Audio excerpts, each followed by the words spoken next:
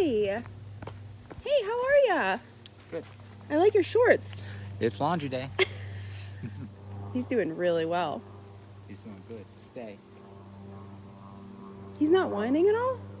Well, he is a big whiner, but if he whines, I just correct the whining, and if I'm consistent with that, whining is no longer valuable, and he actually prefers this one. I just heard it. Did you guys hear it? I don't know if you could hear it on camera, but it's ever so slight. But Do you lower. want to know why, though? He's not fully committed to following.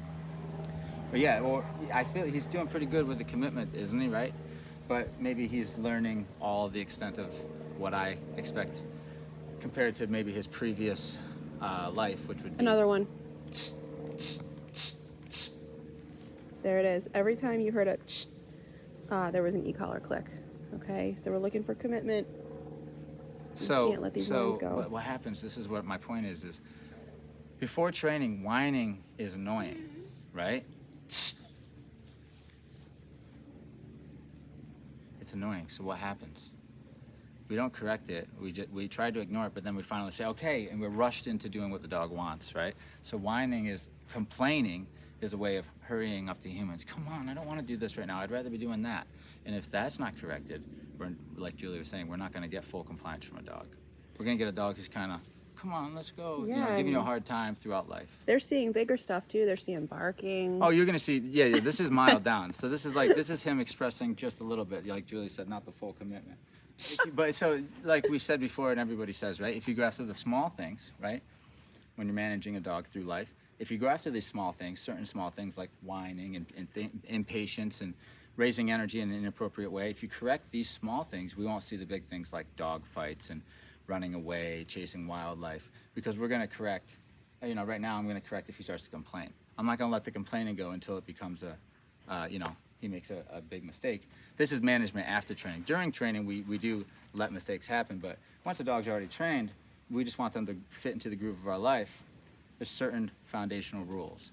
One is listen, and that separates into two parts. Do when I say do, and stop when I say stop, that kind of thing. Also, don't complain about it. It's really that simple, so he doesn't have a whole lot to remember, right? And he's been here for like 3 minutes. It's not like we're asking for a 2-hour stay. Yeah, I mean, it's literally it's a matter nice of out. There's a wind, minutes. there's a He's in the breeze. shade. He's on the grass. It's just when they're being raised, there's a reason why but you always hear people say, make them wait at the door, make them wait for food. You're trying to instill patience, and you're trying to instill a follower-leader relationship dynamic so that a dog does listen and a dog doesn't complain. And guess what? It's possible. Yes, it is. Now, if we wait till adulthood and then try to give them all the freedom, then try to take it all away, guess what? It's harder. It's harder on who? Everybody. Trainer, dog, and owners. Harder on everybody. If we do it right the first time, if we get those associations right the first time we introduce them, it's much easier than breaking them and rebuilding them as far as associations go, because we're asking dogs to do the opposite of what they do at home, right? Somebody's at the door, I want you to stay where you are, and that's the opposite of what you normally would do, which is run at the door, right? So, again, let's go after the small things. It's basic. Somebody came into the environment, I said stay, I'm dealing with said person, right? Don't complain about it. If you hear him complaining, we're just correcting. Look what we have not heard since he corrected. Okay. So this is the second time I've done something like this with him. You put it on repeat in your day-to-day, and weeks, months down the road, you're not seeing it. If you're seeing it, something's wrong with the way you're correcting it and the follow-through. If you do it properly, it gets over with. Yep, and you're trying to move too fast, too soon. And maybe your relationship is, the dog doesn't believe you fully, meaning that there's more conversations that need to be had that are being kind of negated because maybe they're difficult or maybe you don't have the time. Everybody, it's a relationship thing. If I'm his leader and he lives with me, he learns how to live with me. And he learns that he doesn't need to make any noise and I'm happy. If he just sits there quietly, that's what makes me happy, right? I don't like when you start chirping, okay? and if you keep chirping, there's going to be firm consequences because I take it seriously. But because I get that, he's not going to fight a dog with me. He's going to be safe, he's going to be reliable, and his world will open up. He can come with me to places, and because he's not a nuisance. I can't bring him with me if I'm already stressed and I'm trying to have a nice break away from my already stressful reality, and the dog's whining, and the dog's also trying to tell me what to do and give me demands. you can have a follower. You can have a dynamic where the dog's just trying to please you. You've heard it before. Dogs, is man's best friend kind of thing.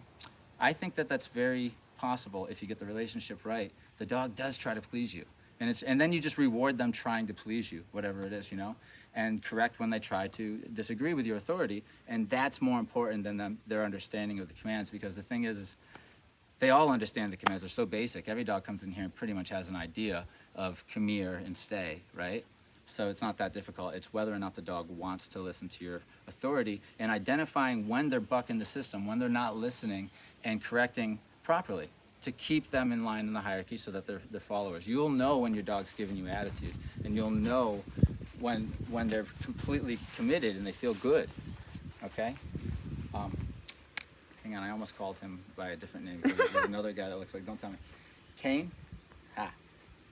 Break. Good Nice. boy. That was amazing. That was Handsome amazing. boy. Yeah, so these are puppy lessons. He's getting them a little late in the game, so that's why I think he's going to struggle a little bit.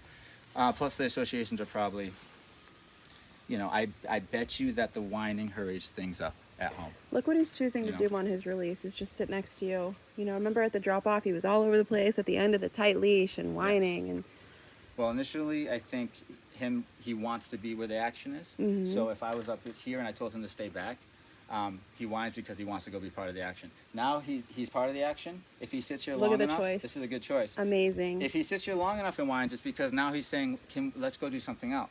So he's always like, me, me, me, me. That gets corrected, but when he does stuff like that, which is him choosing me, what would Josh like, that's when I heavily say, I really appreciate you, and I'm telling the brain to keep repeating that. And as the days go on, that's what the dog lives in. They live in that follower mode, and that's what makes it easy. And we're really correcting when we correct is when the dog doesn't listen. They're intentionally not listening 99% of the time. Sometimes the dog's brain will just go into prey drive or something, right? And you can correct out of that and recall. But most of the time, the dog sees the thing they're not supposed to do and makes the decision. And if you correct that, you keep a dog as a follower, and that goes for the small things. That's why we have these little rules that they have to abide by, right? Waiting. You can't just get up and pace around a room and start checking it out and leave and go into other rooms. Things like this, right? Good. If he could go into my kitchen at any time and start sniffing the counters, I'll tell you that a dog who's higher up is going to have a problem with that. Yeah. Because he's fucking with resources, right? And that can also cause a fight with another dog in the house if he says, I don't want you even near the kitchen anymore. Yep. Now I'm not even waiting for a bone. This is the resource area, right? And he already has had a taste of every meal is as high value as it gets. It's raw meat. Right, yep. He's guarding from Misty, his housemate, and he's guarding from every dog that goes by his kennel. Yeah. So we have him in the training room kennel, so that every dog that is training goes by his kennel. And guess what he was doing when growling. He first got here? Over the resource of the food, right? Not snarling. Yep. Upon correction, he got a little bit more uppity and then settled, right? And then settled. Luckily, that's what happened. He didn't want to fight through that, but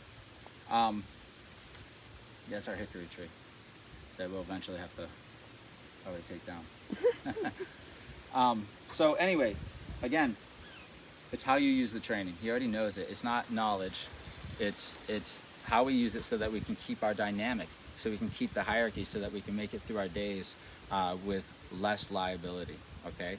That's the gut feeling when you say, I think he needs to go back to training. I think he needs something because he feels like a liability. He doesn't feel like he's reliable. He feels like if something were to come into the environment and he wanted to go mess around with it and we didn't want him to and we said no, he's not going to listen. And that's what it all comes down to. At least not the first time. Right, and that's what it all comes down to. But the thing that happens here is, like, with my relationship and the experiences that we've stacked, I'll be able to enter environments soon with all sorts of stuff, and he's going to let them all be, right? After we go through the experiences, so we can have that dynamic, so that our dog doesn't see the world as all of it is for them. They view it as it's for me first, and then I will give to you, right? Or I'm going to decide whether or not we even interact with this thing as a pack, whether it's squirrels, dogs, kids, grown-ups, anything in the environment. If you're concerned about it, just look at me for direction, right? So that's the dynamic, and that's the realest it gets. That's as far as how to get your dog to listen to you. It's really getting that dynamic where a dog views you as leader, because boy, is it easy. Because then they listen. And there's little reminders here and there. But if you're having, let me tell you something, if you're having little reminders every day consistently, something's wrong. something's wrong. If you're doing punishment right and you're doing the follow through right, You're rarely it's, doing it. It's rare. Look at Yeah. Reagan. Reagan's a great example. He could be a horrible dog. He could be. He was a horrible dog. Literally, This you know, is his Marley fourth me home. times 10 because he could cause fights and stuff too. You know, we rarely have to correct him, right? When we do, he knows we mean it though, right? So that's how it's done right. That's how it's done right. Okay. If we're nagging at him every day, then we know, you know, it's not. That's how you're gonna live forever, right?